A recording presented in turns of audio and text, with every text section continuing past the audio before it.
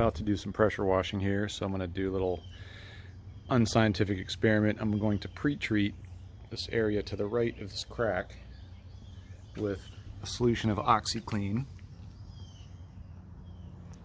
for about 15 or 30 minutes, and I'm going to see if that makes any difference. So the stuff on the left I'm going to pressure wash untreated, and then the stuff on the right I'm going to go through it and see if it makes any difference.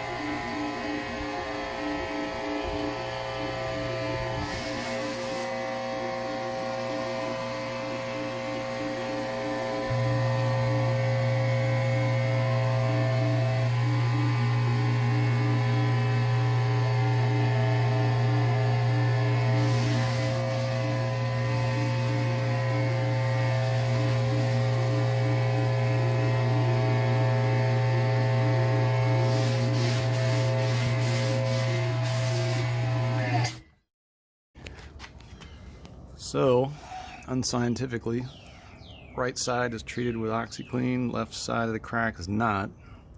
What do we think? Maybe a little bit of a difference? That's it. I'm going to stick with that and put it in the solution.